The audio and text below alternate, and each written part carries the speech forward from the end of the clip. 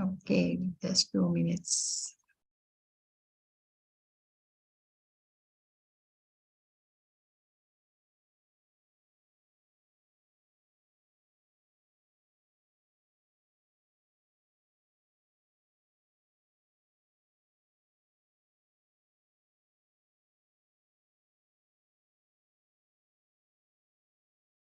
Okay, so let us start.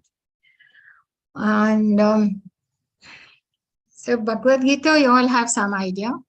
And we won't be going in the same thing. We might take each chapter, we might be doing it in at least take 2 weeks to complete them, depending on the verses we have, right? So we'll start with the prayers to Sri Radha Govinda. Om Najnanatimirandasya Nanakashalakaya Chakshumitam Ena Tasmai Shri Gurave Namaha Sri Chaitanya Manobishtam Stapitam Ena Bhutale Swayam Rupa Kadamayam Dadati Swapadantikam Vandeham Shri Guru Shri Utapada Kamalam Shri Guru Vaishnavscha Shri Rupam Sagarajatam Sahagana Raghunatham Vittam Tam Sajivam Sadvaitam Savadutam Parijana Sahitam Krishna Chaitanya Devam Shri Radha Krishna Padat Sahagana Lalita Shri Vishakana Vittamscha He Krishna Karuna Sindhu Dino Bandho Jagat Pate Gopesha Gopika Kanta Radha Kanta Namostute Tapta Kanchana Gaurangi Radhe Vrindavaneshwari Vrishabhanusute Devi Pranamami Hari Priye Vancha Kalpatrabhyascha Kripa Sindhavevacha Patitam Nam Pavnebhyo Vaishnavo Namo Namaha Namo Vishnu Padaya Krishna Prastaya Bhutale Srimati Bhakti Vedanta Swamiti Namine Namaste Saraswati Deve Gauravani Pracharine Nirvishesha Shunyavadi Pascha Deshatarine Jayo Shri Krishna Chaitanya Prabhu Nityananda Shri Advaita Gadadhara Shiva Sadi Gaura Bhakta Vrinda Hare Krishna Krishna Krishna Hare Hare Hare Rama Rama Rama Hare Hare. So let us start. So we are going to do chapter 1. That is what is the name of the chapter 1? Anybody remembers? Hare Krishna. I hope people can answer. It's a very simple question. What's the name of the chapter 1? Observing the armies on the battlefield of Kurukshetra. Okay. Yes. Vishada Yoga, Mataji. Right. So we are going to, and it's like, it starts off with this. What we are going to do is, we have to understand here this chapter is like an introduction to the whole thing, introductory chapter. It might be the setting the scene is the battlefield, okay? But the battlefield is just to give us introduce the 3 characters. That is Dhritarashtra, then Duryodhana, and we come to Arjuna, right? And we are going to see, and everybody says that we get solutions, whatever the life problems, we get the solutions in Bhagavad Gita. That's the most of the commentaries we hear. Then, what is the problem? What was the problem which Arjuna was facing? And what is unless we understand the problem, then only we can understand the solution which Krishna gives, right? So unless we thoroughly understand the crisis which Arjuna was going through, then we will be able to relate that crisis to our life, right? We are able to see how we are also in the same, are we having the similar problem? And then we'll be able to derive practical applications and teaching. So it's just good to know what this Bhagavad Gita is all about. And this chapter especially is for introduction. There is the preparations for war, okay? And that is the scene we have. And why does it, we start with that? Because it has a link to the Mahabharata.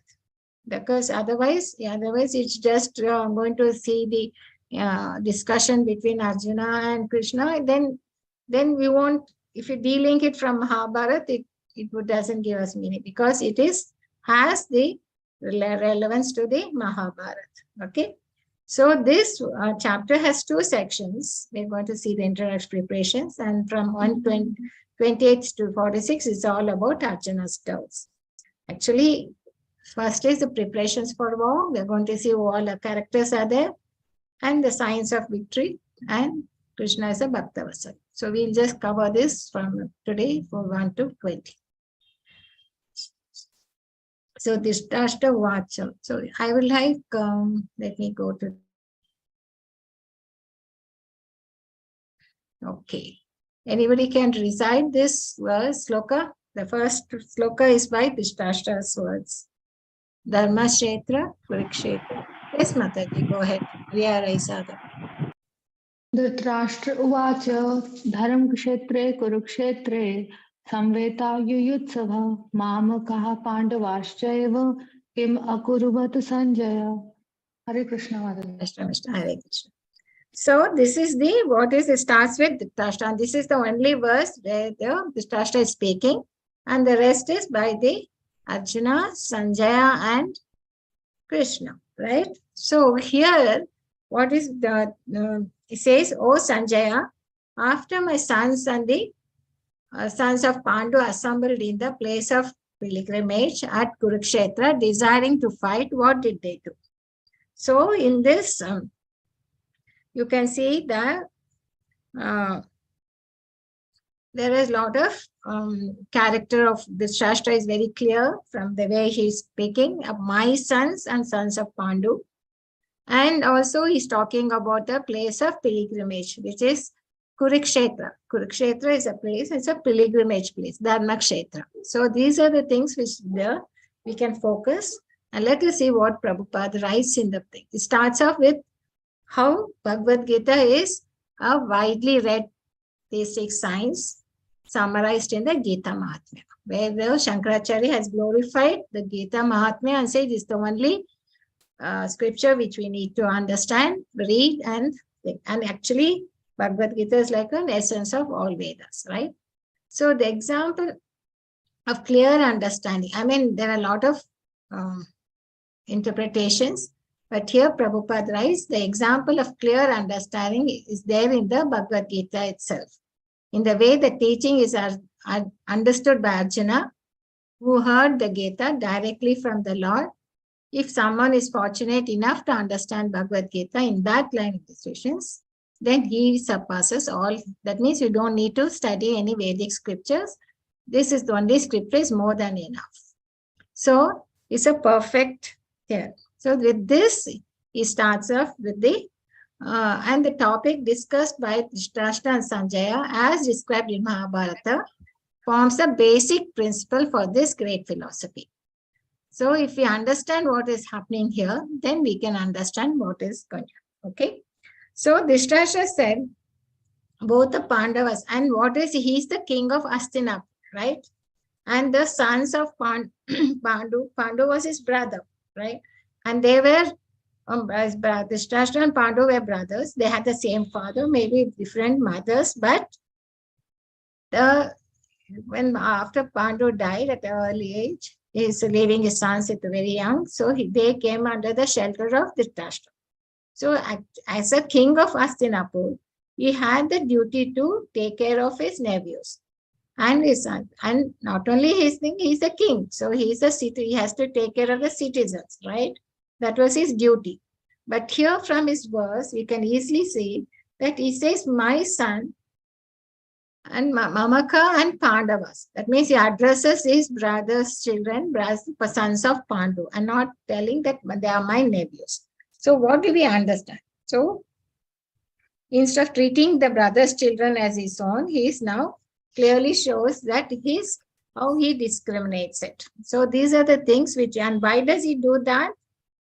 And moreover, why is he asking what they are doing? See, if they have come to the battlefield, that means they are there, everybody has assembled to fight. There was no need to ask. But the very much Kim Akurvata Sanjaya. So what did they do? That means he is quite anxious. And why is he anxious? And why is he so unjust. You can see these characters. We can clearly understand his character in this verse. So the Prabhupada writes, and two things about the Dharma Kshetra. The significance is being given here because Kurukshetra is a place where it's named after the Maharaj Kuru, because he did lot of yajnas and sacrifices, and he was very good ruler. And this place came to know as Kurukshetra. And any auspicious thing that you do on Ekadashi or in this thing, they used to choose this place. They used to go to this pilgrimage place, and that is why they chose this place for the walk. Because at least, see, when we go to a temple, many people will, if they want to solve their disputes, they will try to go to temple in front of God. They will try to ask them to pledge, say that I will telling the truth and try to resolve their things. Because saying in the temple, they may not tell the lies or thing. Same way, this was chosen because it was a Dharma Kshetra and the people will fight in a rightful manner, so that they will follow the rules and regulations. Okay. So Dhritarashtra was the father of the Kurus, right? And so here, what does he think? What does we come to know? That he was, why was he anxious? Because he was very much attached to the crown. He wanted to be the king all the time. And even when Pandu was the king, but still he wanted to sit on the throne all that. So in fact, Pandu could realize his brother's desire, and he was mostly outside, fighting the war here and outside in the field. And Dhritarashtra was enjoying the throne. But after the demise of Pandu, he was made the guardian. And actually, the rightful throne had to go to the sons of Pandu. But he was very much attached to it. So you could see what is going on in the mind of Dhritarashtra here. Though the question sounds so simple, his mind is not so simple. His mind was always full of conflicting thoughts. And why do we get conflicting thoughts? Is when we are in anxiety, when we are attached to certain things, when we feel that there's a danger in it, and danger of losing, danger of some attack. That's when we are in anxiety. So here he was anxious because he was thinking that he might lose the kingdom. See, there were and conflicting thoughts were going on in his mind.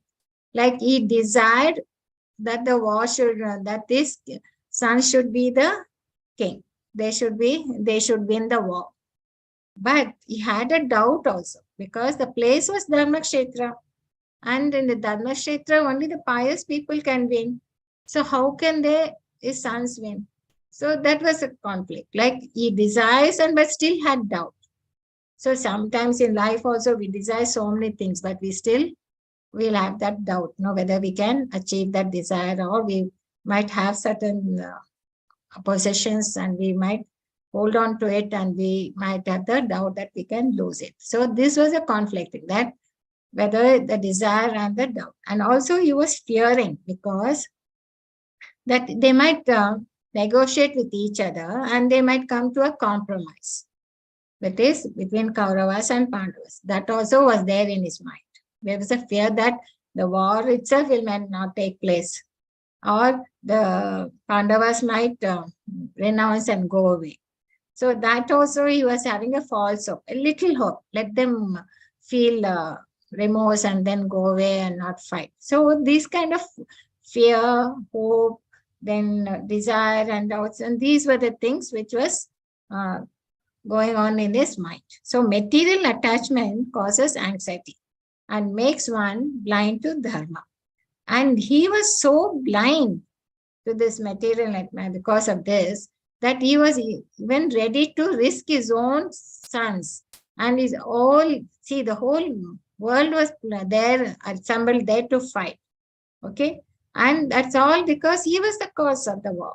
He didn't relish the kingdom. He could have done it. If he had done his duty, he would have given the kingdom to us. But he was so attached to be the king that he was even ready to risk even his own sons and everybody, the whole family thing had been there in the battlefield.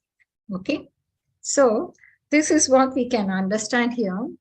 And Dhritarashtra became very fear here. He knew of the holy place and the outcome of the battle. He knew very well that this would influence Arjuna and the sons of Pandu favorably, because by nature they were all virtuous.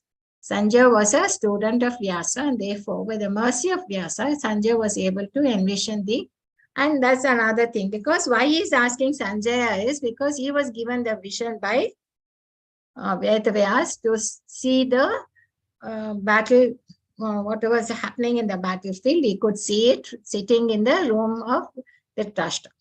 So Dhritarashtra asked him about the situation on the battlefield. So both Pandavas and I think this paragraph is very nice. If one of you can volunteer to read this, and a nice analogy is given here. Last, both the Pandavas and the sons. Anyone can volunteer, please. Hare Krishna. We have 31 participants and nobody is want to volunteer to read. Hare Krishna, ma'am. Yes, ma'am. Yes, Prabhuji, go ahead. Both the Pandavas and the sons of Dhritarashtra belong to the same family, but Dhritarashtra's mind is disclosed here. He deliberately claimed only his sons as gurus and he separated Jivan's sons of Pandus from the family lineage. One can thus understand the specific position of Dhritarashtra and his relationship with his nephews, sons of Kunti. As in the paddy field, the unnecessary plants are taken out. So it is expected from the very beginning of these topics that in the religious field of Kurukshetra, that the father of religion, Sri Krishna, was present. The unwanted plants like Dhritarashtra's son Duryodhana and others will be wiped out, and the thoroughly religious persons headed by Yudhishthira would be established by the Lord. This is the significance of the word Dharmakshetra and Kurukshetra, apart from the historical very. Thank you, Prabhuji. So why I wanted to read this is because there's a nice analogy given by the Prabhupada here. And in all his purposes, there are nice, beautiful analogies given, which makes us easily to understand the concept very well. So here the analogy is given as the paddy field, where in a paddy field, the unnecessary plants are taken out. So, and the farmer does that. And who is the farmer here? Krishna is the farmer. He is the father of Dharma, right? So you will ensure that Dharmic people only will be in the land who will rule the land. So the Dharmic people and the field is Kurukshetra, and the crops are the Pandavas, and the weeds are the Kauravas. So he will make sure that the Kauravas are removed from the place and the rightful people will be ruling the thing. That is, Yudhishthira will be there and Dharma will take place, will be established. So in the first verse itself, we know Dharma is the outcome of the battle. So Dhritarashtra is now, from here itself, we can see the outcome of the battle. So just like the farmer ensures that good crops grow and the weeds, unnecessary growth are removed and uprooted, similarly, Krishna will, and Lord is there in the battlefield. So he will make sure that Dharma will take place. So see this from the first verse itself, it's all talking about Dharma. That is the religion and nothing else. Dharma is our eternal religion, what we have. So that's how this Bhagavad Gita starts with the thing, and we can understand from here what lessons we can take is that material attachment will always lead us to anxiety. Okay, so Dharmashetra Kurukshetre Samaveta Yuyutsava Mamaka Pandavaschaiva Kim Akruvata Sanjaya. So now Sanjay has to tell what is going on in the battlefield. And he has asked about my sons and Pandava's sons, right? So he won't talk about all the sons, but he will take the chief of his son, that is the chief of Kauravas, that is about Duryodhana, and the chief of the Pandavas, the one is the hero is the Arjuna, right? So he will talk about what Duryodhana is doing and what Arjuna is going to do or is doing. So he will focus on these two people, right? So what does Sanjay? So we understand that Bhagavad Gita is just an essence of Vedas, and if you read Bhagavad Gita, understand, then don't need to read all the Vedic scriptures. And we saw the fear and concerns of Dhritarashtra and how he distinguishes Pandavas from Kauravas, right? Now we look into how Duryodhana approaches the Dronacharya. Anyone else can read this? Because today I'll go a little slow, then we can take Sanjay Vacha, Hare Krishna, someone else. Whoever wants. Yes, Mataji. Hare Krishna Mataji. Sanjay Uvacha Drishtva tu Pandavanikam Yuddham Duryodhanastada Acharyam Upsangamya Raja Vachanam Abravit. Sanjay said, O king, after looking over the army arranged in military formation by the sons of Pandu, King Duryodhana went to his teacher and spoke the following words. See, Sanjay could read the mind of the king Dhritarashtra. He knew that Dhritarashtra was hoping that there won't be a war, but he is here clearly telling that there will be, the war will take place because both are blind. Dhritarashtra was blind from birth, but they were spiritually, they were also blind, and his sons are also were blind. They were bent on doing all the ilful things. So Sanjaya is very clear about this. Therefore, informed the king that his son Duryodhana, after seeing the military force of the Pandavas, at once went to the commander-chief Dronacharya to inform the real position. And why should he run to him? That itself shows that he was so fearful, right? So in the next verse, we can see what he's saying. Somebody else also had raised the hand. They can read this. Pashyatam Pandu Putranam. Hare Krishna.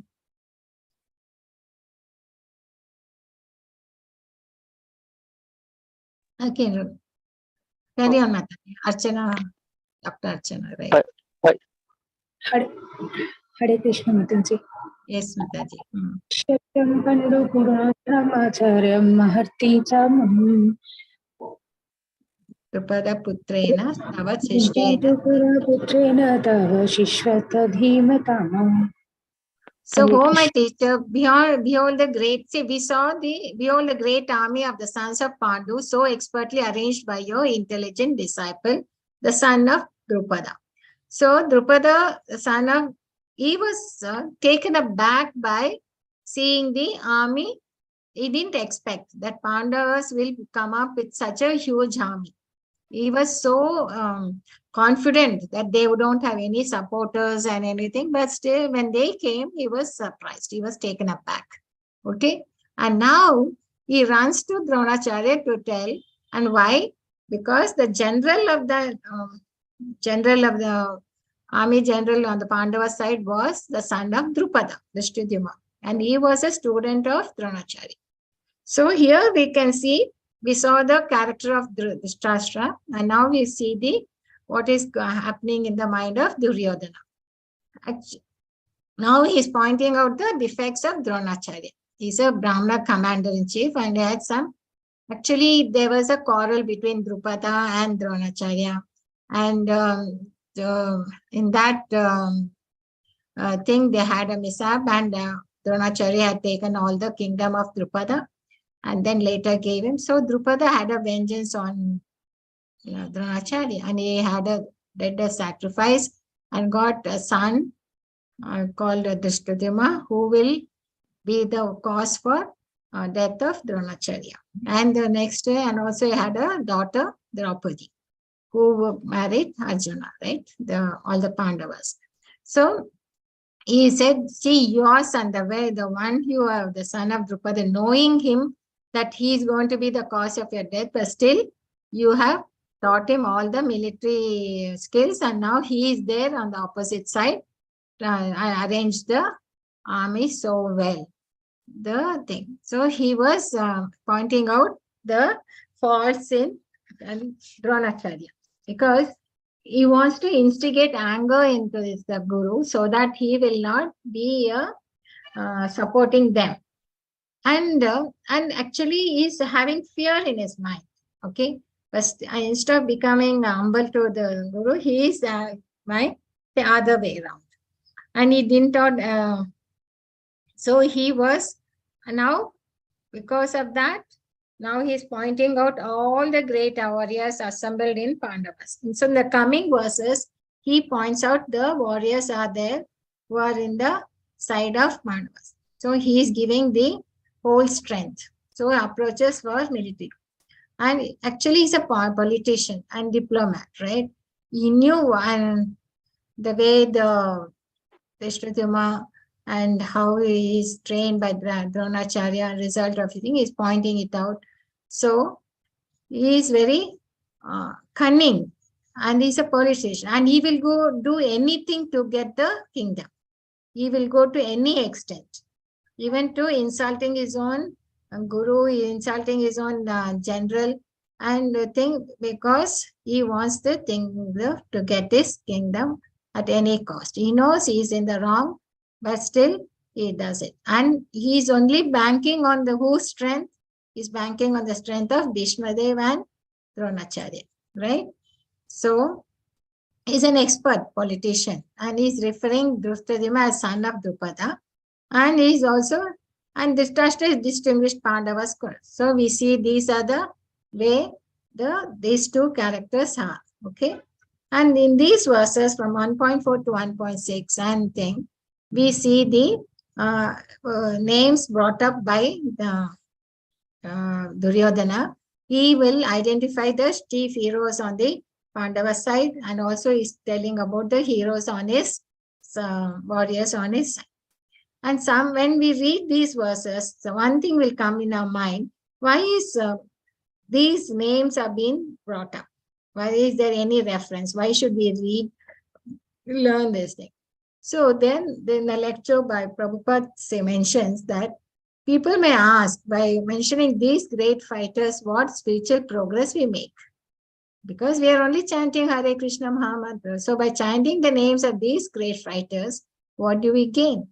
So the question may raise. But the thing is, anything which is connecting with Krishna is also with Krishna. So Nirbandha Krishna Sambandhe. This is a subtle form of philosophical understanding which Prabhupada writes. So in these verses, what do we see is only the armies and warriors. Actually, when he saw the great, how great the army was there on either side is given in this table. Like 7 Akshoni was there on Pandava's side, whereas on Kauravas was 11 Akshoni. Akshoni is 21,870 chariots, so many elephants, so many horses, so many foot soldiers. And here, this commander-chief was Dhritarashtra, and this side we had Bhishma, Drona, Karna, Salya, all of them. Okay, and many warriors and Atirathis. So this is just a table, gives all the different divisions and how large, how many lakhs of people were there in the assembled in that Kurukshetra.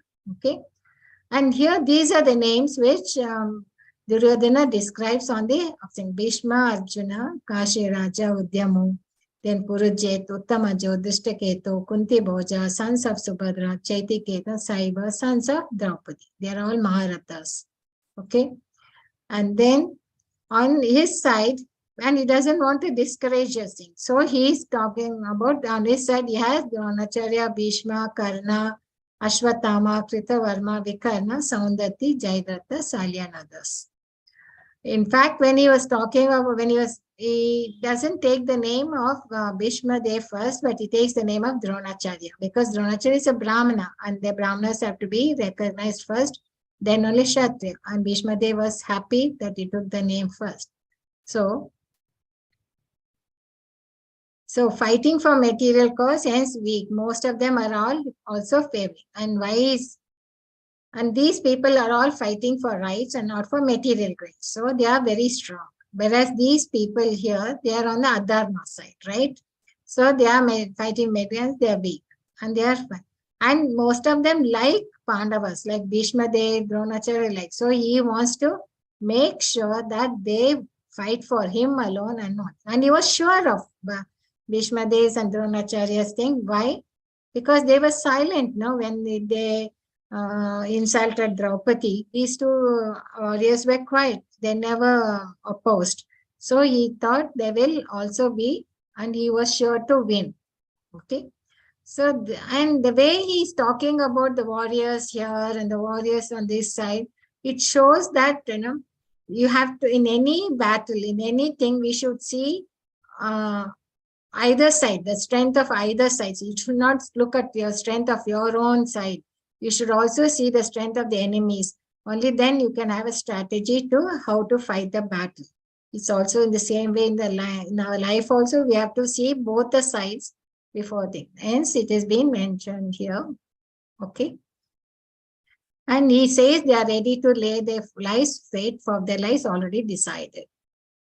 So he was you can analyze the political behavior of the Duryodhana. How? By calling Drishtaduma as the Drupada Putrena. He doesn't say make the name of this time. He wants to make sure that Dronacharya would not be lenient this time with the Pandavas. And he mentioned the great heroes on Pandava side so that would take the war seriously. And he says all of them are equal to fighting to Bhima and Arjuna. And while mentioning the names of great heroes from his side, he mentioned Dronacharya even before Bhishma. Because the name of a Brahmana before mentioning is it's an etiquette. Okay. I mean, the way he's so cunning. And when he talked about things, first he mentioned even Kripacharya, because Dronacharya's brother-in-law, Ashwatthama's son. So he wants to, though he insulted Dronacharya, but still he mentioned these names so that pacifying him. And he mentioned Vikarna, is the youngest brother of Duryodhana. He was not a great warrior, but he was on the side of, he was the one who opposed the incident of disrobing Draupadi. So he wanted to make sure that he was fine for it. And there are many heroes are prepared to lie. And he knows, he has gone to such an extent, he doesn't mind even sacrificing the lives of his friends. Okay? Another thing. And he will go to any extent to get to be his thing, right? And then our strength is immeasurable and we are perfectly protected by grandfather Bhishma. Whereas the strength of Pandavas is only protected Bhima. For him, Bhima only is the thing, is a landmark for him to compare. So thus the expert Duryodhana encouraged both Bhishma and Drona with one word, Aparipata. That is, we are complete with this. So he is very cunning. Now we'll need to see what was the response of Bhishma Dev. All Bhishma Dev did was he just blew the conch shell. Bhishma Dev, the grandfather fighters, blew his conch shell very loudly. He didn't make any remark, just sound the conch shell, making a sound like the roar of a lion. He knew that this war where the Lord Krishna is that is the side which is going to win. And he knew very well that they are on the Adharma side. But just to give Duryodhana joy, he just blew his conch shell and everybody started blowing their conch shells. That even Pandava side as well as on the side of the thing. Okay. So Arjuna blew transcendental conch shells. That all we saw. There's something, victory is certain. And in the verse, we can see Krishna, Arjuna, Bhima blowing their transcendental conch shells. So conch shells of Krishna's was Panchanjanya, Devadatta's Arjuna's, founder Bhima. Ananta Vijaya is Vidishtra. And why these names and all have come, even the material names. See, all these names, it has got link. Because even if it is material or this, all are in this war, right? So they have certain significance in this. And there are a lot of, which Sanjay is all relating this, isn't it? So he's all focusing on all that transcendental ones and what is the thing to show, to tell indirectly to the Dhritarashtra, the victory will be on the Pandava side and not. There are many signs of victory which you can see. And here in Bhagavad Gita, Krishna will be addressed by many names. Once as a Rishikesha, then it will be Madhava, Achyuta, Madhusudana, Govinda, Vasudeva, depending on the context. Okay. And Arjuna's names are listed here. Dhananjaya, Partha, Gurukesha. Right? And blowing became uproarious, shattered the hearts of the sons of Dhritarashtra. Duryodhana team blew conch shells didn't shatter Pandava's heart because they had nothing to fear. Whereas Kaurava's heart shattered due to fear. It was a sign of defeat. And Arjuna was prepared to fight. So in this verse 20, asked Lord Krishna to draw chariot between the two armies. And Arjuna's flag on the chariot as emblem of Hanuman, signs of victory. So Lord is personally present. So we just see. So there were signs of victory for the Pandavas. Krishna's personal presence confirms victory because he's the supreme personality of Godhead. Whereas Krishna as Rishikesha, he'll be directly controlling the senses of a pure divinity. And Goddess of fortune will be there wherever the Lord is present, right? And Venu is a Kurukshetra, it's a holy place. And so it will be for the dharmic people, the victory will be. Hanumanji on the Arjuna's flag. He helped Rama to gain victory. And symbol of Vishnu. Konksha is a symbol of Vishnu. So this is indirectly indicated by Bhishma and Pandava's Konkshas. And Krishna's and Arjuna's Konkshas were Divya. They were transcendental. And Bhishma's Konksha is only to pacify Duryodhana. Agni Deva's chariot given to Arjuna, this was capable of conflict. And shattering of words shattered the Konkshas of Pandava, shattered Kaurava's heart. Not this. So this is the scene which has been set up. And tomorrow we'll see the places what the thing is all about. Okay. And I'll just, so what is the lessons we learned here is, Dhritarashtra was an unjust king. And his query, what did they do? That shows his anxiety, what he has. And because he wants the war, he wants to retain his being the king of Hastinapur, he didn't want to really hand it over to his nephews. And he had this unreasonable material attachment that will cause, they will take the adharmic path, they won't see anything. And analogy, we also saw how Prabhupada writes that the analogy, these weeds will be removed. Okay. And the victory will be there for the king. And we saw all the, how Duryodhana, he was, the way he insulted his guru, saying, you look at your intelligent disciple. And why does he chase his guru? So that he knows that Dronacharya has a soft corner for Arjuna and all the Pandavas and everything. So he doesn't want them to be lenient. And then he analyzes the strength of armies on the both sides and he's confident of his victory. Because he knows his friends will fight till they're dead. And also Bhishma Dev is there on his side. So he was very confident of his victory. But he was surprised by the army which the Pandavas brought in. Okay. So these are the things we see in this section. And Sanjay is indirectly pointing out the signs of victory.